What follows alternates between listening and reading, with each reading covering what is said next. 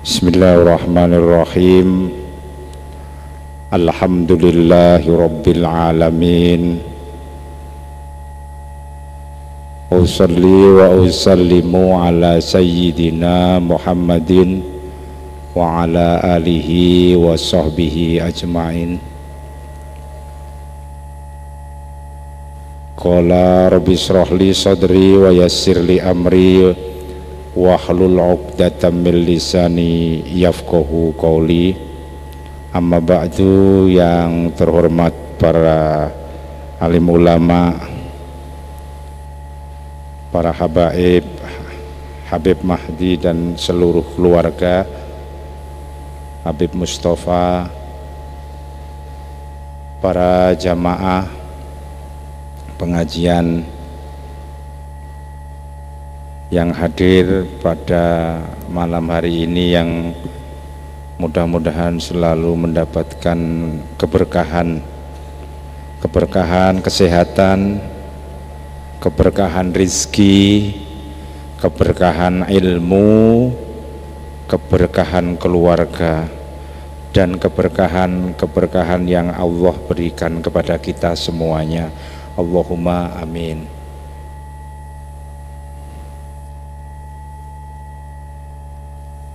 Salawat serta salam mudah-mudahan terlimpahkan kepada junjungan kita Nabi besar Muhammad sallallahu alaihi wasallam. Hadirin yang dimuliakan oleh Allah, suatu ketika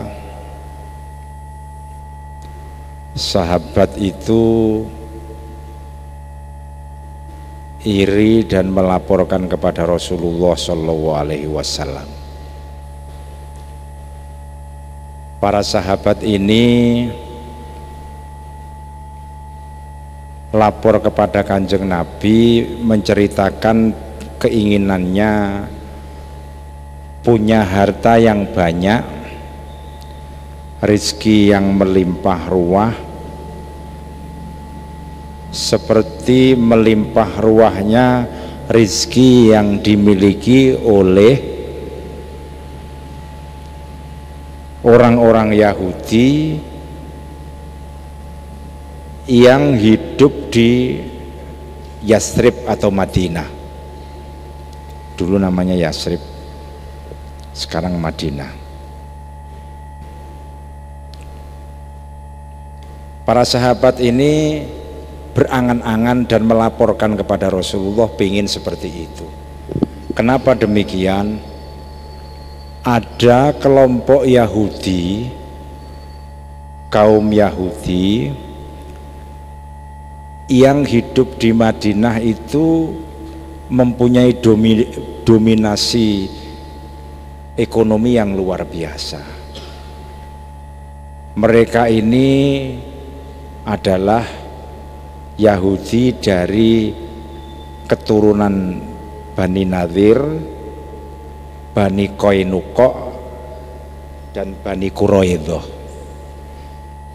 Ada kelompok-kelompok Yahudi lain, tapi itu minoritas. Tapi yang mayoritas ini Bani Quraidah, Bani Nadir, Bani Qainuqa. Ini orang kaya. Disebutkan dalam beberapa tafsir, beberapa yang saya baca itu, ketika itu, jadi kira-kira tahun 700 Masehi atau tahun 4 Hijriyah, jadi antara tahun 600 sampai 700 Masehi, jadi 700 tahun dari Sayyidina Isa alaihi salam. Pada tahun itu 700, 600, 700 itu mereka itu betul-betul menguasai tanah Madinah yang ketika itu namanya Yasrib. Diterangkan dalam beberapa keterangan di tafsir dan kitab-kitab sejarah itu, mereka ini ahli dalam bidang tambang, ahli dalam bidang pertanian, ahli dalam bidang mengolah baja, kira-kira besi atau baja, dan mempunyai keahlian bercocok tanam kurma. Jadi kalau yang pernah ke Saudi, kurma itu sebagian besar yang banyak ditanam itu ya di daerah Madinah. Mudah-mudahan jenengan bisa ke sana lagi. Ada sholawatnya itu. Sholawat agar supaya bisa ke sana. Dibaca 25 kali setiap sholat fardu. Insya Allah beberapa orang yang baca ini pernah saya wawancarai itu rata-rata sudah bisa ke sana walaupun tidak punya uang untuk syafaat Kanjeng Nabi. Allahumma sholli ala Muhammad. Sholawatnya, karena saya belum baca ini sudah 4 kali ke sana, jadi agak lupa saya. Nanti saya bacakan, ingatkan saya ya. Nanti kok pendek itu sholawatnya. Sholawat insya Allah bisa syafaati Rasulullah, kita pasti bisa ke sana. Selama hidup ini kita pasti bisa ke sana. Nah ini saya yang lupa. Nanti ya. Ingatkan saya nanti sebelum saya turun, diingatkan saya. Mudah itu, dan saya ketemu beberapa orang itu ke sana, akhirnya cerita. Gara-gara sholawat kuwi tak waca, aku iso rene. Padahal gak duwe-duwe, enek ae. Gusti Allah itu maha kuasa. Nah, cerita lagi ke tadi itu Bani Nadir, Bani Qainuqa dan Bani Quraidah, itu 3 kelompok Yahudi yang mendominasi Yathrib atau Madinah. Kalau jenengan itu ke Madinah, kebun-kebun kurma itu kebanyakan di sana. Jadi kalau orang Yahudi itu sekarang itu menguasai di bidang ekonomi, di bidang persenjataan, di bidang pekerjaan-pekerjaan yang lain, itu ket zaman biyen ya ngono kuwi wong Yahudi. Kaum Nabi Musa itu begitu, pinter-pinter memang. Itu diceritakan, saya sudah konfirmasi di beberapa kitab dan buku sejarah tafsir, itu memang ceritanya sama seperti itu, bahwa mereka itu menguasai ekonomi, menguasai industri, menguasai pertanian. Kalau pertaniannya bukan bercocok tanam, kalau di sana nandur kurma. Apa? Nandur kurma. Jadi di sana itu ada kebun kurma yang banyak dan ribuan hektar, ratusan bahkan ribuan atau mungkin jutaan hektar di sana itu. Nah, mereka ini di samping ahli dalam bidang itu juga mempunyai kekuatan militer yang luar biasa. Jadi kalau orang ya Yahudi sekarang ini negaranya kecil, tapi Amerika pun tunduk kepadanya. Wis ket biyen ngono kuwi wong Yahudi. Cerdas orang Yahudi, keturunan Nabi Musa. Nah, kemudian di samping itu mereka ini tinggalnya kalau di kita ini di perumahan yang sangat mewah. Kalau sekarang, kalau dalam redaksi kitab itu mereka itu tinggal di dalam beteng yang sangat kokoh. Jadi kalau sekarang perumahan yang dijaga oleh satpam-satpam yang ampuh, yang terlatih oleh kepolisian, kira-kira ngono kira-kira. Nah, ketika Rasulullah itu hijrah ke Madinah, saking kayanya Rasulullah itu pertama kali ini berkomunikasi dulu dengan mereka, karena dia adalah penguasanya. Akhirnya ada perjanjian yang namanya Piagam Madinah itu, diantaranya itu bunyinya agamamu agamamu, agamaku agamaku, dunyamu dunyamu, donyaku donyaku. Akhirnya jangan sampai kita tetap berkomunikasi tapi tidak boleh mencampuri urusan dalam negeri, kira-kira begitu. Agamamu agamamu, dinukum ya, dinukum dinukum, dini dini. Terus nafakotukum nafakotukum wa nafakoti nafakoti. Urusan dunia ya urusanmu, urusan dunia saya urusan dunia saya, urusan bisnis saya bisnis saya, urusannya agamamu juga agamamu, dan urusan agamaku agamaku. tidak boleh saling ini. Dan itu sudah deal dan bersama Rasulullah lama. Makanya ada beberapa hadis yang menerangkan ya, Rasulullah ini kerjasama sama orang Yahudi itu tidak masalah, bermuamalah hal-hal yang praktis itu tidak masalah. Jadi bermuamalah dengan orang non muslim itu tidak masalah, yang penting jangan ikut agamanya mereka, berbeda. Dan juga kita juga tidak boleh memaksakan mereka untuk beragama seperti kita. Berkomunikasi bila bisa, tapi memaksakan tidak bisa. Deal akhirnya setelah lama-lama orang Islam itu kan semakin kuat. Orang Islam itu semakin kuat. Kemudian Rasulullah sering diganggu oleh kaum musyrik dari Makkah, dari negara Hijaz. Ini kan Yasrib, Madinah. Ini lama-lama dia itu sudah mulai mengingkari ghadrun, ada semacam pendustaan. Pendustaan, mereka ini memberitahu orang-orang musyrik yang ada di Mekah, ngomongi strategi perangnya Sayyidina Muhammad Sallallahu Alaihi Wasallam. Dibocor nih, karena dia mulai hasut. Iki kok wong Islam iki kok mulai menguasai Madinah. Dia mulai nggak senang. Padahal secara ekonomi, politik, militer semua yang menguasai dia selama sekian ratus tahun. Dia mulai nggak nyaman. Nah, puncak itu ada orang Muslim yang itu menjahitkan baju dan dia itu pergi ke pabriknya orang Yahudi, mau bahasa sekarang mau dibully oleh orang Yahudi. Orang Muslim ini, muslimah ini tidak mau. Ada cewek ke situ, ke tempat industrinya orang Yahudi di Madinah, dibully, ya mungkin diajak hal-hal yang tidak baik. Kemudian seorang muslimah ini tidak mau. Nah, karena orang Yahudi itu merasa berkuasa, kuasa ekonominya tinggi, semua perekonomian di situ dikuasai oleh mereka, industri juga mereka, orang Muslim itu minoritas. Nah, orang muslimah ini akhirnya dibully karena tidak mau diajak hal-hal yang negatif, dibully. Karena orang Arab itu kan pakai tradisinya pakai apa, Bib? Orang perempuan pakai jubah, ya. Muslimah ini juga pakai jubah, ditalek nih. Belakangnya ini ditalikan di kursi begini. Dia nggak tahu kalau ditalikan, karena dia marah. Ini ceritanya orang Yahudi ini marah yang punya pabrik ini.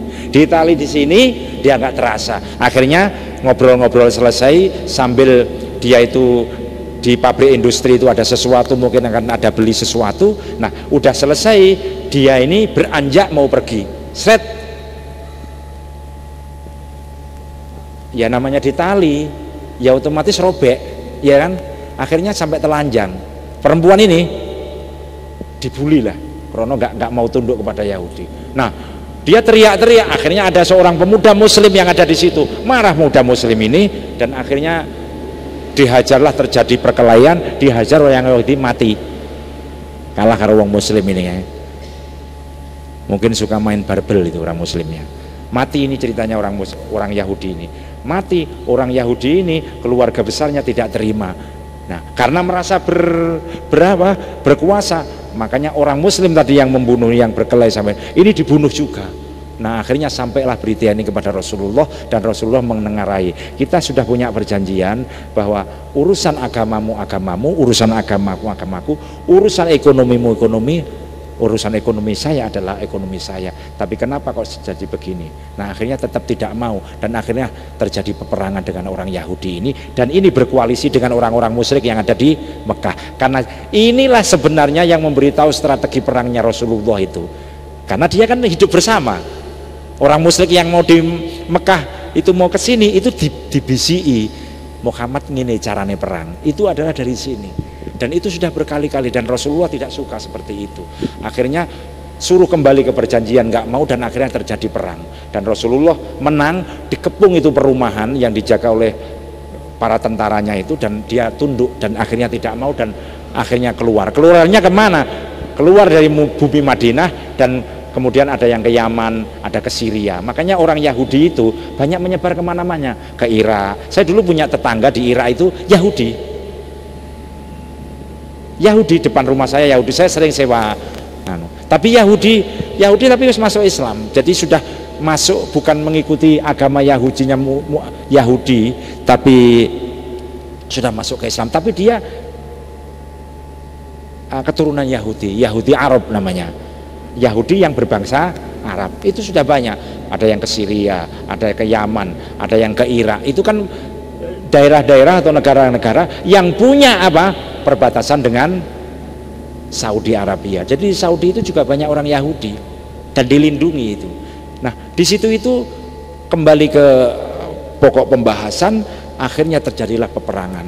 Dan itu terjadi ke 3 keturunan Yahudi tadi itu. Ashirah Bani Quraidah, Bani Kainuqa, dan Bani apa tadi? Quraidah, Kainuqa. Sampean kok ikut-ikut nggak hafal, berarti nggak konsentrasi nanti. Bani Quraidah, Bani Kainuqa, lali aku. Apa tadi?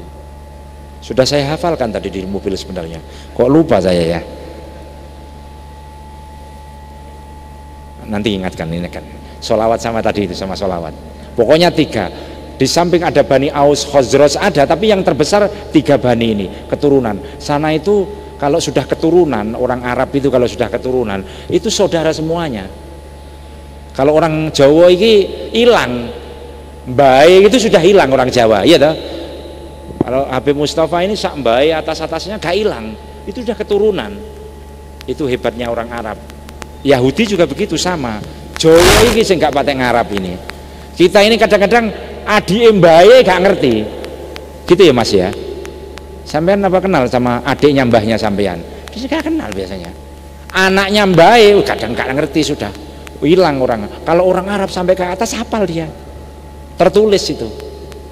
Di situ akhirnya kalau sudah satu ashiroh itu seperti keluarga, walaupun ada di Indonesia sama yang di Yaman seperti keluarga. Itu kekuatannya Arab seperti itu. Nah, ya Kainuqa, Quraidah, dan ada 3 Bani Quraidah, Kainuqa. Nah nanti kita cari di Google lah, jangan sulit-sulit, nanti ada. Nah 3 Bani inilah yang kaya. Nah suatu ketika namanya orang jenenge wong masih sahabat ya tetep pengen donya wae. Ketika itu dia itu angen-angen kapan ya iso sugih kaya wong Bani Quraidah, Bani Kainuqa, dan Bani yang lupa tadi, Bani Nadir. Barakallah, cepat yang bawa Google daripada tidak. Google ini gak apa-apa, tergantung sing nyekel. Sing nyekel itu ada referensinya ya sah saja. Sing gak susah ini kan nggak ada referensinya, dia tidak tahu ada referensinya, tapi referensinya kitab lemah atau buku lemah, ini nggak bisa ini. Bani Nadir. Nah akhirnya yang namanya sahabat ini kan juga manusia, lapor Kanjeng Nabi, Kanjeng Nabi kula niki pengen sugih kaya Bani Nadir, Bani Kainuqa, dan Bani Quraidah karena kaya sekali. Akhirnya Rasulullah sebelum menjawab turunlah ayat walau basatallahu rizqa li ibadihi labaghaw fil ardi walaki yunazzilu biqadari ma yasha innahu bi khabirum basir. Rasulullah itu menjawab dengan wahyu. Jadi sebelum menjawab begini turun wahyunya. Itulah yang namanya asbabul nuzul dari ayat. Jadi kadang-kadang ada konteks yang mengelilingi ayat itu. Rasulullah langsung dikasih penjelasan oleh Allah melalui malaikat Jibril. Walau basatallahu rizqa li ibadihi. Andai Allah itu memberikan rizki kepada hamba-hambanya. Kalimatnya itu pakai walau basato. Berbeda dengan walau akto. Nah ini bedanya, redaksi Arab itu begitu itu. Jadi kalau ada orang bilang ayo kembali ke Al-Quran, ayo kembali ke Al-Quran, angel Pak, angel Mas kalau nggak ngerti redaksi. Harus baca kitab, harus baca kitab tafsir yang orang ahli-ahli itu. Kalimatnya walau basatallahu rizqa li ibadihi labaghaw fil ardi. Andai Allah itu memberikan rizki, walau a'tohum, ya, walau a'tohum walau a'tauhum fauqa hajatihim fir rizki. Tafsirnya begitu. Andai Allah itu ngasih rizki di atas kebutuhan mereka, begitu, walau basato. Makanya bukan pakai walau atau, pakai walau basato. Andai Allah itu ngasih rizki di atas kebutuhan mereka, mereka manusia itu, labagau fil ardi, maka mereka akan durhaka. Walaki yunazzilu biqadiram mayasa, tetapi Allah akan menurunkan rizki itu dengan ukuran-ukuran yang Dia kehendaki. Seperti yang terjadi pada orang Yahudi tadi itu, Allah ngasih rizki yang berlebih-lebih kepada mereka itu, lebih rizkinya, mereka berusaha lebih. Tapi yang terjadi apa? Mereka itu baghi, mereka itu durhaka, akhirnya membocorkan strategi Rasulullah kepada orang-orang musyrik yang berperang dengan Rasulullah Shallallahu Alaihi Wasallam. Makanya redaksinya begitu. Andai manusia itu dikasih rizki di atas kebutuhannya, labagau fil ardi, maka mereka itu akan durhaka. Loh, Kiai, kalau begitu lek ngono awake dhewe iki gak usah nyambut gawe apa jare begini aja. Loh, salah kowe. Setelahnya sampeyan niku nyambut gawe kok intuke semono, ya memang apike ya semono. Begitu loh artinya itu. Nanti setelah saya kasih pidato seperti ini, ya berarti aku ini rezekine ya memang tukang becak ya ngene iki ae. Iki aku ini rezekine memang orang yang rumahnya kamarnya satu, sepeda motor masih kredit, oh mungkin rezekiku apike ngene iki. Bukan begitu. Berusahalah, kok rezekine semono, ya mungkin apike dina kuwi semono. Paham ya? Andai nanti orang ini itu dilebihkan, bisa saja orang itu akan durhaka, seperti durhakanya orang Yahudi yang diceritakan tadi itu, yakni Bani Quraidah, Bani Qainuqa, dan Bani Nadir. Seperti itu sudah diatur oleh Allah Subhanahu wa Ta'ala. Bukan berarti Islam itu anti kaya, bukan, tapi ini sudah diatur oleh Allah. Maka di terusannya ayat itu, walaki yunazzilu biqadarim mayasa, Allah itu menurunkan rezeki dengan ukuran yang Dia kehendaki. Jadi awake dhewe iki iso kaya ngene iki ya barangkali ya seperti ini. Maka sering kita itu ndeloki wong nyambut gawe, kadang beruntung, kadang tidak beruntung. Ya mungkin pas apike kuwi mau beruntung ketika itu, dan apike kadang-kadang tidak beruntung. Engko lek beruntung terus mesti dhek sombong. Beruntung terus sampai 5 tahun sesekali itu bangkrut, terus geger, gemreneng piye iki. Ngene iki bangkrut tok iki anu. Padahal 5 tahun untung, gak untung ping pisan tok iki lho wis geger.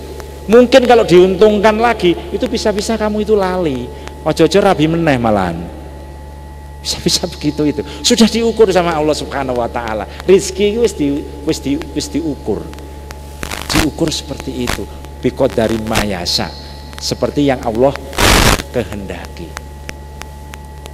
Abdurrahman bin Auf, baca di referensi manapun, itu adalah salah satu kerabatnya Rasul. Jadi Abdurrahman bin Auf kalau diurut ke atas, nasabe ketemu dengan Rasulullah.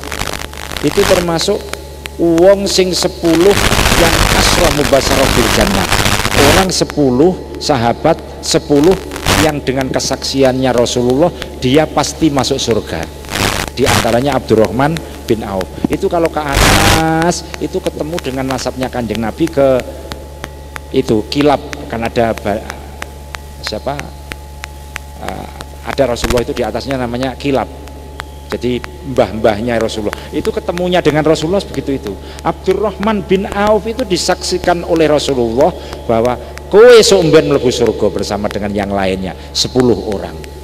Itu kayanya minta ampun, kaya sekali beliau itu, kaya. Ketika berhijrah, kekayaannya yang di Makkah ini semua ditinggal, disodakoh nih.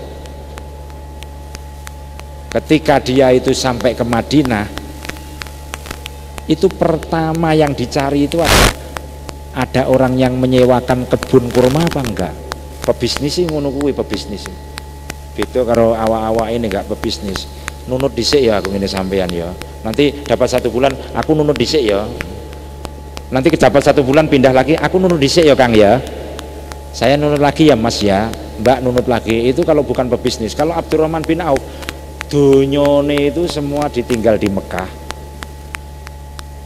hijrah bersama Rasulullah, nyampe di Madinah wis sing ditakoni ada enggak kebun kurma yang disewakan. Pebisnis itu tetap punya insting, makanya kita itu harus berlatih untuk bisnis. Ada enggak? Ada, disewa sekian setiap tahun itu udah panennya di mana-mana.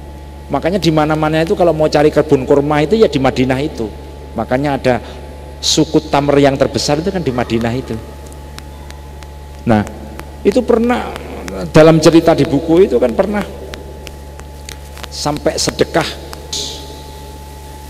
unta yang khusus untuk membawa barang dan manusia, bukan unta-unta biasa, berarti unta-unta yang jenis kuat, limusin lah kalau seperti kita. 700. Makanya Rasulullah memberitahu, Abdurrahman, kowe seumben mlebu surga bersama dengan 10 orang yang lainnya. Jadi 10 al-asyrah mubasyarah bil jannah itu adalah Abdurrahman bin Auf, itu saudaranya. Jadi Islam itu bukan anti kemiskinan ya. Islam itu harus berusaha seperti tadi itu. Cuman Allah Subhanahu wa taala kasih rezeki kepada kita itu sesuai dengan ukurannya, biar orang itu tidak durhaka, tapi tetap berusaha. Bahasa dalam Al-Quran, dalam Al-Hadis mengatakan Allahumma ahyini miskinan wa amitni miskinan wahsyurni fi zumratil masakini fi yaumil qiyamah. Coba cari dalam sarah-sarah kitab tafsir, sarah-sarah kitab hadis, itu semuanya yang dimaksud miskin di sini ya Allah, kata Rasulullah, matikanlah saya dalam keadaan miskin, hidupkanlah saya dalam keadaan miskin, dan kumpulkanlah saya bersama orang-orang miskin di hari kiamat nanti. Miskin yang di situ itu bukan qillatul mal, orang yang tidak punya harta benda. Dalam salah-salah hadis kan begitu. Bukan, kalau kita melihat miskin di situ seolah-olah artinya Kanjeng Nabi ku ngongkon awake dhewe dadi wong melarat. Bukan. Miskin itu di situ itu orang-orang yang tawadhu. Kumpulkanlah, hidupkanlah saya dengan seperti orang bersama orang-orang yang tawadhu, matikanlah saya bersama orang-orang tawadhu, dan kumpulkanlah saya di hari kiamat bersama orang-orang tawadhu. Dalam kitab Lisanul Arab, kamus terbesar bahasa Arab itu, namanya miskin itu artinya adalah, miskin itu artinya tawadhu. Kalau orang yang butuh itu diartikan fakir. Jadi orang fakir itu al-muhtaj, orang yang butuh. Kalau di situ itu yang dikehendaki adalah Rasulullah itu miskin, itu ya Allahumma ahyini fakiron, kalimatnya begitu. Tapi Allahumma ahyini miskinan, hidupkanlah saya dalam keadaan miskin, mutawadian, orang yang tawadhu, bukan miskin harta benda. Sering salah orang-orang ini mengartikan ini, beberapa orang mubaligh, qillatul mal bukan, tapi adalah mutawadian. Kalau yang dikehendaki hadis itu adalah Allah, ya Allah berikanlah saya menjadi orang miskin, redaksinya bukan begitu. Allahumma ahyini fakiron, hidupkanlah saya dalam keadaan fakir, matikanlah saya dalam keadaan fakir. Redaksinya pakai fakiron, tapi di situ redaksinya pakai miskin. Miskin itu artinya adalah tawadhu. Jelas ya? Tawadhu. Jadi bukan miskin seperti itu gitu. Jadi apa yang dikehendaki walau basatallahu itu, andai kata Allah itu membuka, memberikan sesuatu lebih dari kepada kebutuhannya manusia, maka manusia yang ada di bumi ini semuanya akan durhaka. Wis diukur rizkine karo Gusti Allah itu.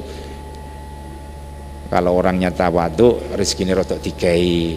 Kalau orang yang biasa sombong, rizkinya ya segitu itu. Usaha, tetap usaha, tapi ukurannya itu akan berbeda. Dan itulah yang diajarkan oleh Nabi Muhammad Sallallahu Alaihi Wasallam.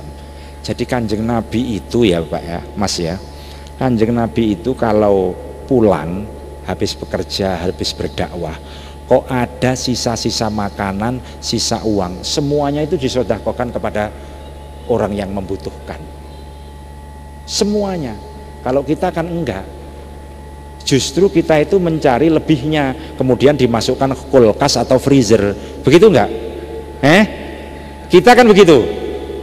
Jadi kita ini bungkus apa-apa dari pasar atau dari Indomaret atau dari Alfamaret atau dari pasar-pasar modern yang lainnya, tuku terus dilebokne ning freezer. Betul enggak?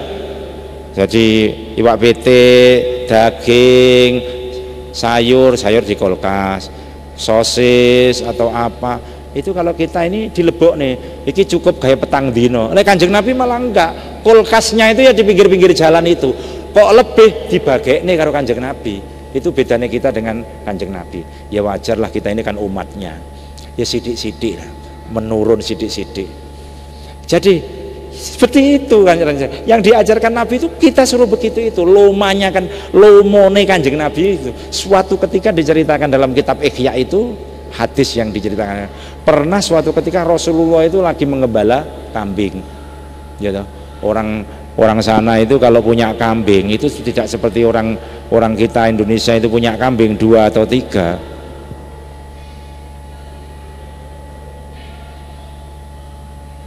Dua atau tiga kambing. Kalau di Arab itu angon kambing, mengembala kambing itu dari bukit satu ke bukit yang lainnya. Umpama ini bukit, ini penuh dengan kambing, ratusan kambing.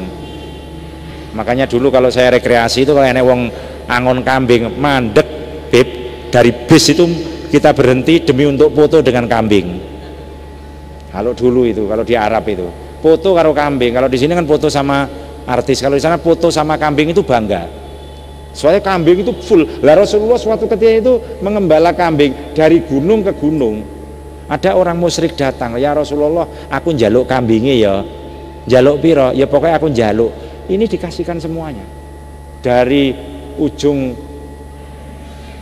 gunung ke gunung yang lain ini dikasihkan semuanya. Dikasihkan semuanya. Akhirnya yang namanya orang musyrik tadi itu lari ke kaumnya, melayu neng kaumnya itu lari, terus lapor, "Wahai teman-teman, ayo masuk Islam. Ini aku baru dikasih seseorang yang tidak takut fakir sama sekali, namanya Muhammad. Ayo masuk Islam." Gara-gara apa? Sakok. Gara-gara sugih. Gara-gara sugih. Jadi gara-gara dia itu dermawannya, itu dikasih semuanya. Akhirnya orang yang musyrik tadi itu masuk Islam, sak kaumnya semua masuk Islam. Tapi ingat, walaupun dermawan seperti ini, Rasulullah itu tetap mempunyai yang namanya hewan peliharaan, baik itu sapi atau unta ataupun kambing, yang dimana setiap hari itu diperas susunya dan dijual, dan itu untuk keluarganya. Itu Rasulullah. Jadi gak dintek nih. Jadi semuanya, hartanya dikasih semuanya, habis pulang dikasih semuanya. Kalau dikasih semuanya, ini nanti Rasulullah itu masih punya penghasilan khusus untuk keluarganya. Ini harus disampaikan ini. Sebab kalau enggak semuanya dikasihkan, nanti bagaimana kewajiban kita kepada anak dan istri kita? Lama-lama istri kita minta cerai gara-gara apa? Kita terlalu dermawan. Hadisnya yang kedua enggak disampaikan. Hadis keduanya apa? Rasulullah itu punya hewan peliharaan, baik sapi, unta ataupun kambing, yang diperas susunya, yang itu untuk menghidupi keluarganya. Hadis di Ihya Ulumuddin. Ada referensinya. Jadi nggak boleh dihabiskan semuanya. Ini anak kamu itu, istri kamu itu juga kewajiban kamu. Jadi walaupun tadi saya terangkan bahwa Rasulullah itu kalau punya kelebihan itu dikasihkan semuanya kepada orang lain, iya. Tidak di kulkas, iya. Tidak di freezer, iya. Tapi beliau ini masih punya simpanan yang untuk keluarganya. Itulah Rasulullah SAW.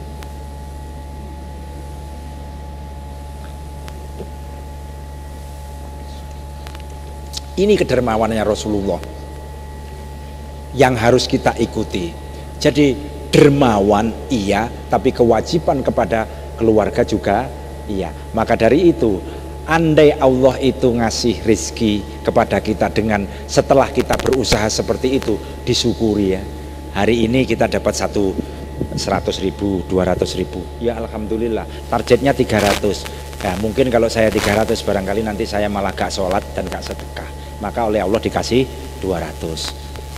Besok kita dikasih 500, targetnya sebenarnya 700. Alhamdulillah. Mungkin lek aku iku dikai 700, saya ini akan sombong dan saya akan durhaka. Ya gitu itu. Maka kalimatnya walau basato. Basato itu kalau dalam arti bahasanya itu di apa ya? Kalau karpet ini dibuka kemudian diginikan, itu bahasa Indonesianya apa ya? Saya sudah lupa bahasa Indonesia. Karpet asalnya dilipat, terus kemudian dibuka begini, seret, dilemek nih. Itu bahasa Indonesianya apa dilemek nih? Apa ini kan jenengan ini kan orang kuto, saya kan orang desa. Apa dilemek nih itu? Napa Mas? Digelar. Lah, digelar ya. Digelar itu kan berarti nyo, gitu kan bahasa Jawanya. Nyo lungguono. Kalau digelarnya sedikit, separuh, itu namanya tidak digelar. Karpetnya tidak digelar atau diucapkan dengan digelar separuh, ngono. Iya kan? Tapi redaksinya itu adalah walau basato, lamun to, andai kata Allah itu menggelar semua rizki, ai a'tahum fauqa hajatihim, dikasihkan semuanya di atas kebutuhannya. Kebutuhannya itu dia itu cukup 1 bulan itu 5 juta, tapi dikasihnya 10 juta. Ini bisa-bisa 5 juta sisanya ini menyebabkan dia durhaka. Begitu maksudnya ayat itu. Tapi kita itu tetap berusaha. Makanya terakhirnya walaki yunazzilu biqadari ma yasha. Allah itu menurunkan sesuai dengan ukuran yang dia kehendaki. Makanya kita itu kadang-kadang itu meminta kepada Allah, kadang-kadang dikasihnya itu bukan yang kita minta. Itu wis diukur karo pangeran itu. Ya Allah, target saya bulan depan ini toko saya omsetnya menjadi sekitar 5 juta omsetnya. Ternyata bulan depan tetap saja 3 juta. Ya wis segitu itu. Nanti takut-takut kalau dikasih 5 juta ini akan digunakan untuk durhaka. Itu sudah diukur oleh Allah. Jadi intinya syukurnya kita itu di situ itu masih bisa oleh Allah itu dikasih dengan ukuran-ukurannya Rasulullah. Di ukurannya Allah Subhanahu wa taala. Maka dari itu kadang-kadang kita meminta ini, ya dikasihkan ini, kadang dikasihkan ini. Lah itu kan seolah-olah bertentangan ud'uni astajib lakum. Wahai hamba-hambaku, mintalah kepada aku, kamu nanti akan aku kasih apa yang kau minta. Lah ini aku minta kok gak dikasih. Sebenarnya itu dikasih oleh Allah, tapi dikasihnya bukan apa yang kamu minta, tapi dikasih oleh Allah dengan ukuran yang Allah kehendaki. Begitu loh. Ben kita itu dieman-eman gitu sama Allah, biar kita itu tidak durhaka kepada Allah. Makanya kadang-kadang kita itu tidak disangka-sangka, gak minta tahu-tahu dikasih. Pernah jenengan begitu itu? Pernah kan? Kadang-kadang moro-moro iki enek uang, ya Allah alhamdulillah, padahal saya itu nggak ngerti loh kok tiba-tiba dikasih. Ya, tiba-tiba kok dikasih. Saya ini bercerita, saya punya hutang di bank. Mestinya 4 tahun, kok setahun kok lunas. Kadang saya juga tidak minta kepada Allah, ya Allah berikanlah saya 1 tahun lunas saja. Saya ngasih 4 tahun itu karena ukuran saya, penghasilan saya itu 4 tahun baru lunas. Tapi kadang-kadang setahun wis lunas. Apa itu? Ya kadang-kadang itu apa yang kita minta sebelumnya kuwi tidak dikasihnya ya ketika itu. Mungkin ketika waktu saya minta itu, andai kata dikasih lunas ketika tahun itu, mungkin saya bisa durhaka. Tapi dikasihnya 1 tahun lagi dan 1 tahun lunas. Makanya saya sering ditelepon sama bank, gak pinjam lagi Pak Yai, bangkrut suwi-suwi. Jadi itu kadang-kadang kejutan-kejutan itu datang, padahal tidak saya minta khusus itu. Enggak minta, ya Allah utang saya 4 tahun, muga-muga setahun lunas ya Allah. Enggak tahu minta begitu. Allahumma inna duha duhauka wal baha in kana fis sama'i fa anzilu, ya begitu. Lek ning dhuwur ya turunkan, wa in kana fil ardi fa akhrijhu, kalau rezeki saya di dalam ya kalau diangkat, kalau jauh dekatkanlah, itu aja. Yes, nanti apa jari Gusti Allah, karena Allah itu tadi itu punya redaksi walaki yunazzilu biqadari mayasa. Allah itu turunkan rezeki dengan ukuran yang dikehendaki agar supaya makhluknya itu tidak durhaka. Ini untuk ayat ini memberikan semangat kepada kita agar supaya ketika apa yang kita planningkan itu tidak sesuai, memang apike paling ngene iki. Begitu loh maksudnya Allah itu. Jelas ya? Jadi ngene iki paling apike iki. Ya Allah, ya Allah, itu bentuk usaha dan itu bentuk mengakui keesaan Allah, bahwa Allah itu yang maha kuasa, wajib meminta itu. Bahkan kalau orang tidak mau berdoa, tarkud du'ai maksiyatun, al hadis dalam kitab yang dikarang oleh Imam Nawawi Al-Bantani itu disebutkan itu lek wong tinggal doa, kata Rasulullah, itu maksiat. Karena apa?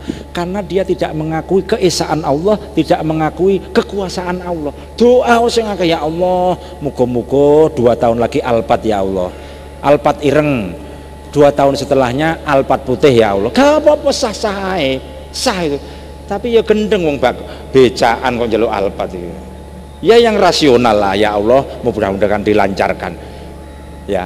Jadi wajib berdoa itu sebagai bentuk penghambaan diri kepada Allah. Kalau Anda itu berusaha masuk polisi gak masuk, masuk polisi gak masuk, masuk universitas lagi gak masuk, gak mau berdoa, itu Anda itu hanya akan melimpahkan masalah kepada manusia saja, tapi lupa Allah. Itu syirik, Pak. Mestinya tetap berdoa, ya Allah, mudah-mudahan saya bisa masuk perguruan tinggi, ya Allah, sebenarnya saya bisa masuk dinas ini, ya Allah, saya mudah-mudahan bisa punya sawah ini. Harus dan berusaha sebagai bentuk penghambaan kepada Allah. Tapi kok nggak dikasih? Oh, barangkali api itu saya sekarang ini nggak dikasih itu, mungkin yang lainnya. Walaki yunazilu biqadari ma yasa. Tetapi Allah itu menurunkan rezeki biqadarin dengan ukuran mayasa yang dikehendaki oleh Allah. Jelas ya? Jadi intinya wajib berusaha, wajib berdoa, hasilnya itu adalah yang terbaik untuk kita. Kalau kita dikasih lebih mudah labagau, mungkin kita itu durhaka. Saya pikir itu yang bisa saya sampaikan, mudah-mudahan bermanfaat dan barokah. Wallahul muwaffiq ila aqwamit thoriq. Wassalamualaikum warahmatullahi wabarakatuh. Al-Fatihah.